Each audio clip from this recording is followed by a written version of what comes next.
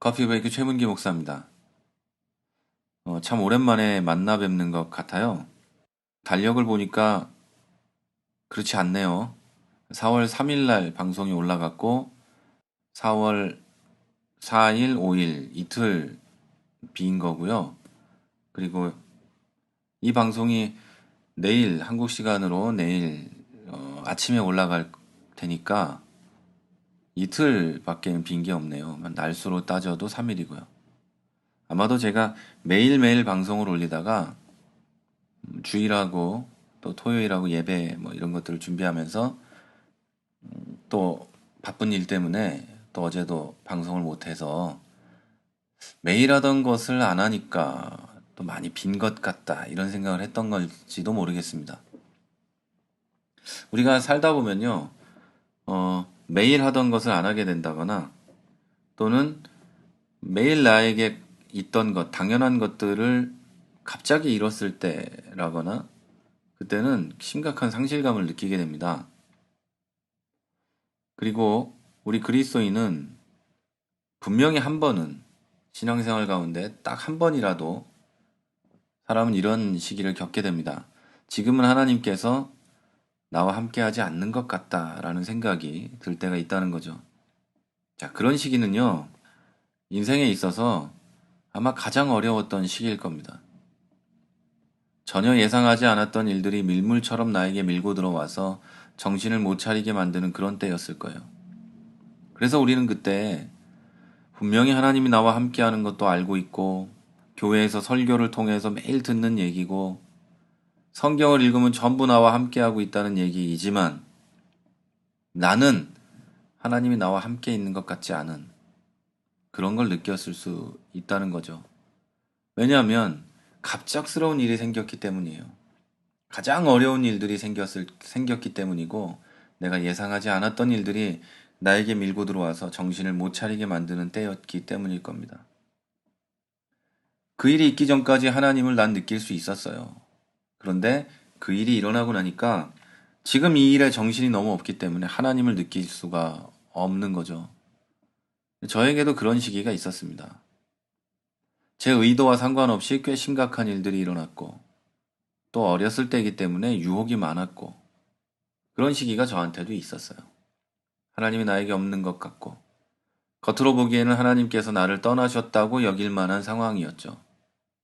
그런데 시간이 1시간, 2시간, 하루 이틀, 3일, 4일, 1년, 2년 지나고 나면 제가 느껴지는 건 그때가 제 인생 가운데 하나님의 사랑을 가장 크게 경험한 시기였다는 거죠. 분명히 하나님께서는 저와 함께 하셨고 모든 일이 회복되고 수많은 유혹도 이겨낼 수 있었고 시험에 들지 않을 수 있었던 거죠. 그리고 그 시기를 통해서 하나님의 인도하심은 지금 나의 이게 일어나고 있는 이 현상하고 아무 상관없이 다시 말해서 아까 얘기했던 것처럼 정신을 못 차리게 만들 만큼의 이상한 일들이 벌어지고 내가 어떻게 할지 모르는 그런 상황, 그런 것과 관계없이 하나님의 인도하심은 선한 결과를 만들어내신다는 것을 알게 됐습니다. 자, 이건 그리스도인이라면 누구나 알 수 있는 겁니다. 저만 아는 게 아니죠. 고난을 통해서 하나님의 인도하심을 경험한 모든 사람은 그렇지 않은 사람들보다 훨씬 더 하나님의 사랑하심을 잘 알게 됩니다. 저는 성경의 인물 가운데 하나님의 은혜와 인도하심, 계획하심을 가장 잘 알고 있었던 사람, 그리고 가장 잘 경험했던 사람이 요셉이라고 생각합니다.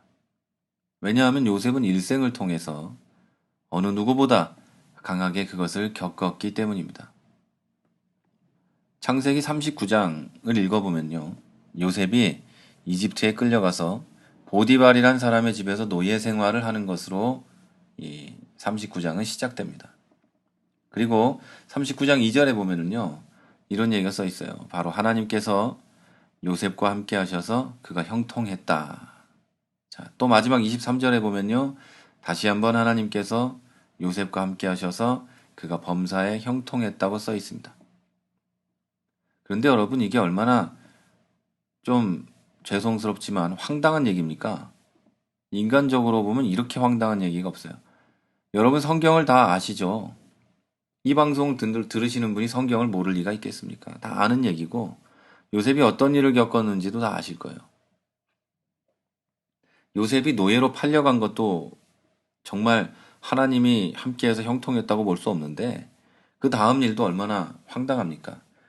노예로 팔려와서 타국에서 노예 생활을 할 뿐 아니라 주인의 아내가 내민 유혹의 손을 피했다고 해서 누명을 쓰고 감옥에 갑니다.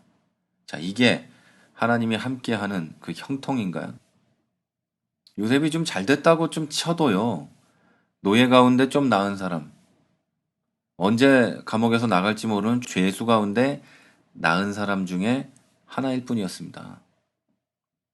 자, 그런데 하나님은 성경에 기록하시기를 하나님께서 요셉과 함께 하셔서 그가 형통했다고 합니다. 39장에만 해도 2번이나 그래요. 자, 이게 정말 형통한 겁니까? 우리 사람은 이렇게 생각할 수 있어요. 형통한 게 아니다. 그런 거는요, 하나님의 관점은 아닙니다. 하나님께서는요, 요셉을 향한 원대한 꿈이 있었어요. 그래서 하나님께서는 보디발의 마음을 움직이셨고, 그 집에서 모든 일에 뛰어나게 하셨고, 감옥에서 요셉이 신임을 얻게 하셨고, 결국 요셉이 이집트의 총리가 되게 하죠. 하나님께서는 멀쩡한 집안의 아들을 그것도 남의 나라의 노예로 삼으면서도 원대한 꿈을 이루시는 분입니다. 그리고 노예가 돼서도 누명을 쓰고 감옥에 가고 죄수가 돼서도 여러 사람을 도왔지만 아무도 요셉을 돕지 않았던 그런 어려움 속에서도요. 그런 완전한 사람으로서 완전한 실패의 상황에서도 결국 하나님은요. 완전한 성공을 이루어내셨다는 거죠. 여러분, 제가 앞에서 얘기했던 것처럼 내가 가지고 있던 것을 잃었을 때 또는 내가 늘 하던 것을 하지 않을 때 우리는 어떤 상실감 같은 걸 느낍니다. 그런데 그게 하나님일 때는 얼마나 클까요? 그리스도인은 인생에 적어도 한 번은 그런 때가 찾아옵니다. 그러나 그때도 하나님께서는 여러분과 함께 하시고 형통하게 하고 계시다는 것을 믿으시기 바랍니다. 어떤 사람들은요, 이런 얘기를 하면 뭐 기복신앙이네, 또 뭐 만몬주의네, 뭐 이런 얘기 할지도 모르겠는데요. 하나님이 나를 인도하시는 성도의 견인, 그리고 하나님이 결국 선한 것을 이루신다는 그 능력, 이것은 성경에 기록된 거지 기복신앙이 아닙니다. 기복신앙은 다른 건데요. 제가 언제 시간이 되면 그거에 대해서도 얘기를 해보겠습니다. 자, 요셉은요, 하나님이 나와 함께 하시고 형통하게 하고 계시다는 것을 믿었기 때문에 주인의 아내가 내민 손을 피했습니다. 하나님을 믿지 않았다면 주인의 아내가 내민 손을 잡고 더 편하게 그 집 생활을 했을 수도 있겠죠. 요셉은요, 그런 믿음으로 그 어려움 속에서도 신실함을 잃지 않았어요. 여러분, 그런 요셉과 같이 여러분에게 다가오는 유혹과 절망을 이겨내시기를 바랍니다. 고난을 통해서 요셉이 하나님의 계획한 곳에 도달했던 것처럼 그리스도인의 고난은요, 언제나 하나님의 위대한 계획의 일부라는 것을 믿으시기 바랍니다. 여러분, 오늘은 이런 생각을 해보시면 좋겠어요. 하나님께서는 나와 함께 하고 계시는가? 나는 그것을 어떻게 알 수 있는가? 자, 그리고 인생의 가장 어려웠던 순간이나 이제는 극복해냈지만 강력했던 유혹에 대해서 한번 생각을 해보십시오. 그리고 그 어려움과 그 유혹을 통해서 여러분에게 무엇을 남겼는지, 하나님은 여러분에게 그것을 통해 무엇을 주셨는지 한번 생각해보는 오늘 하루가 되시기를 바랍니다.